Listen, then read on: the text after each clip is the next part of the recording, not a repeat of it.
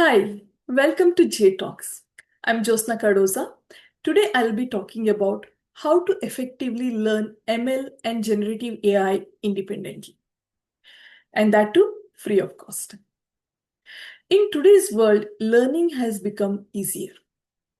There are tons of high quality resources available for free. If you are truly committed to learning, all you need is dedication and discipline.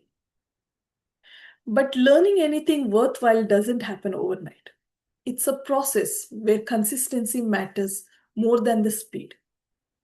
So today we will break down a step-by-step learning path for machine learning and generative AI. On a high level, all you need to do is first get well versed with machine learning, then deep learning, and finally generative AI or LLMs. But that sounds like a big goal, isn't it? So when we have a big goal, it helps breaking it down into smaller ones, more achievable milestones. So let's walk through these milestones together. First, pre-requirement. We need some basic skills like Python, math, and statistics. You don't need to be a master, but just learning the fundamentals of Python and few maths concepts like linear algebra, probability will help you with your journey. So target 1, math, statistics, and Python fundamentals. You can learn math concepts in Khan Academy, and there are many resources for Python. I have added few links in the description to get you started. Second, understand the core machine learning concepts.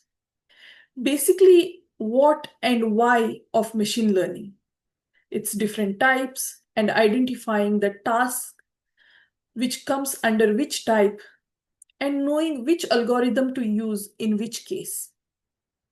One of my previous video on machine learning gives some insights around it. You could also explore more from the resources given in the description.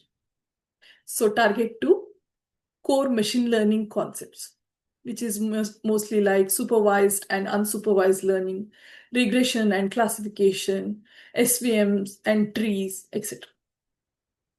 There is Coursera, Free Code Camp, and other resources as well. Third one, once you have the conceptual understanding of basic concepts, start working with the data. You'll find plenty of free data sets available on internet. Use them to do EDA, that is exploratory data analysis.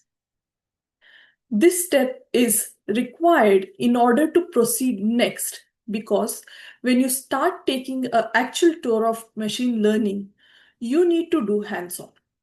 And for every activity, you will need data sets.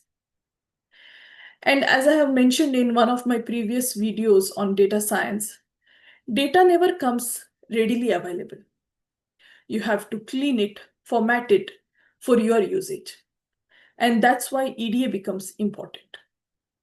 EDA includes cleaning the data, handling missing values, understanding different types of data.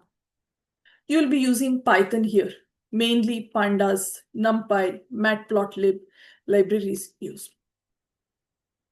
Understand the data. Partition the data into training set and test set. Select meaningful features. It might sound like a lot of work, but it's not complex. It's like before having a party, you got to clean and organize your house.